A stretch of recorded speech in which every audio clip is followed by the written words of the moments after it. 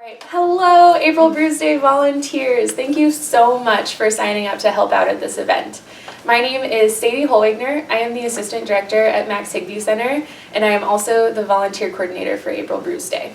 And my name's Kate Whiteside. I will be an event planner at April Bruise Day, and I am the Executive Director here at Max Higbee Center.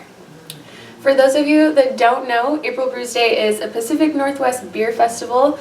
This year we have 70 breweries, which means over 140 beers. We're expecting 4,500 attendees, and this event needs 350 volunteers to make happen.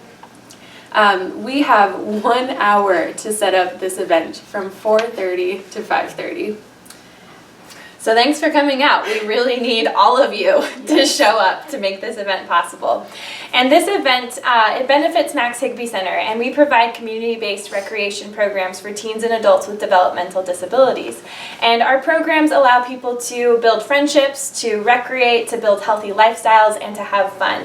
And April Bruise Day raises over 50% of our annual revenue. So we would not have Max Higbee Center without April Bruise Day. It's a big deal. So thank you for helping out. And I'm actually going to give a code phrase right now that will be part of your test later. Inclusion matters, because it does. So as volunteers, what should you bring day of? You have to bring your ID, whether you are freshly 21 or if you are in your 60s and volunteering. We need to see your ID. Doesn't matter how old you are. Please also wear comfortable shoes and weather-appropriate clothing.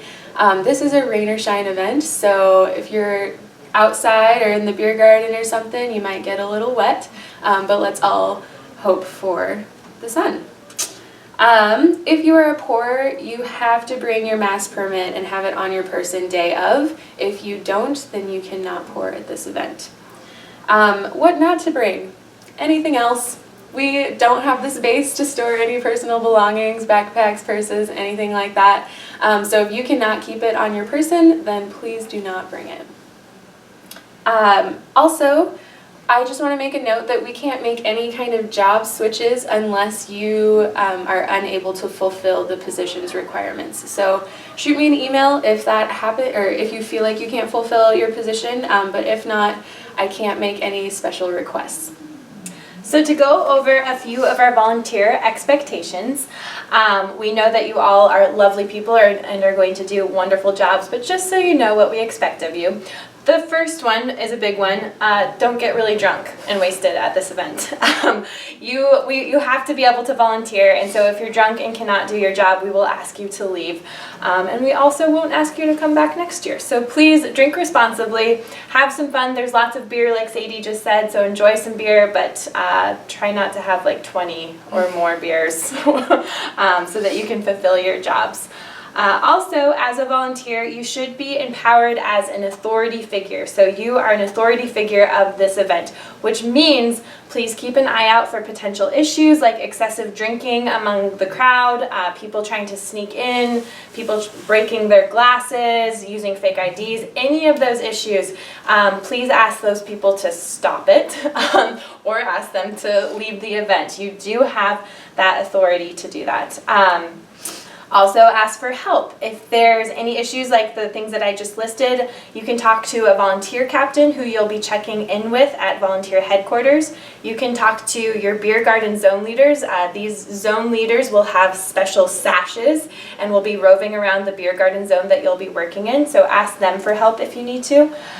You can ask myself or Sadie or any of the team leads. We will be dressed up really silly in, I think, wigs. And tutus? And tutus. All right. So ask us for help. We'll be around the event. There's also law enforcement in their uniform, so you'll see those people walking around the event too, so you can ask them for help. So just let people know if there's an issue. Also, please note that in case of an emergency, if it's an emergency outside of April Bruise Day, it's an emergency inside of April Bruise Day. So call 911. If there's a fire, if there's a huge fight, if you think that there should be police, and if you would call 911 outside of April Bruise Day, do it inside the event. For more minor stuff, like for basic first aid, you can send people over to volunteer headquarters where we will have some first aid kits. Finally, the other expectation for all volunteers is to look out for script. These are the tasting tickets. And this equals money for Max Higby Center. So please make sure that people are collecting these script tickets, that attendees are giving these script tickets for each glass that they taste. And also keep an eye out for any script tickets that are not the official event script, which we will tell you day of. This is not what it's going to look like. It's a secret until the day of. So just make sure that script tickets are being collected, because that is $1 for Max Higby Center. And every time they're not being collected, that's $1 that our programs do not get.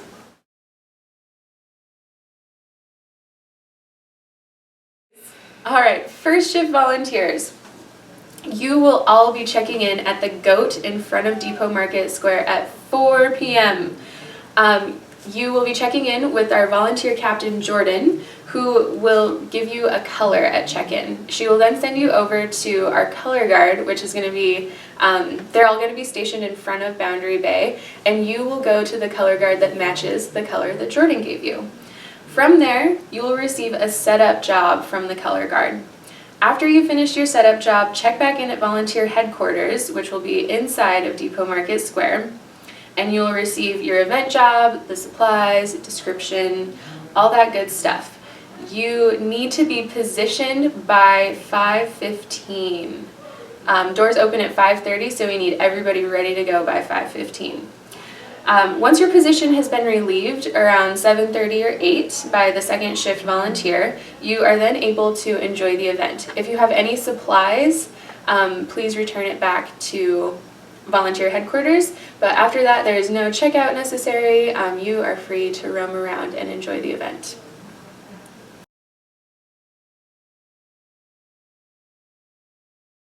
Runner. The beer garden runner will take care of their zone of the beer garden. This will include keeping the area cleaned up from litter and checking on the brewer's ice and water. You will be given a flagger's vest during volunteer check-in, so you can be easily identifiable by beer garden zone leaders and brewers if they need extra ice or water. Please check in first with the beer garden zone leaders. They are seen wearing pink sashes with BGZL written on them. And they will let you know if there's any need for you immediately. If they don't have anything for you, just rove the area, checking in with brewers, and picking up garbage as well, keeping the area clean.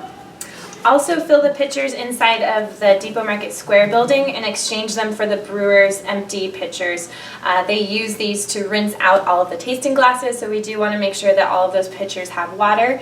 The brewers also need ice to keep the beer cold. That's pretty important. So make sure that brewers have enough ice. They will let you know if they need more ice. And there will be an ice truck on the east end of the beer garden, so check periodically with everybody and distribute the ice fairly so that we don't have any brewer fights over ice. The dump buckets, that's where we pour extra beer, water from those tasting cups. Once those fill up, bring them into Depot Market Square, dump them out, and bring out new empty buckets for brewers to use and dump out the extra beer and water. And then just generally keep an eye out for anything that needs some help in your zone, and make sure that you're taking care of that. Also, the second code phrase for this video that you will need to remember for the quiz is "Let it rain beer." Volunteers, if you need to cancel before the event, please let me know. You can shoot me an email, give me a call, and that is not a problem. We can find somebody to replace you, but if you don't let me know, that makes things so much harder for us day of, and we are scrambling to fill your position. So it is so important to give me as much notice as possible. And thank you so much for volunteering. Like I said, we need volunteers to put this event on, and we really appreciate the time that you give to Max Higby Center. We really wouldn't have April Brews Day or Max Higby Center without you, so thank you.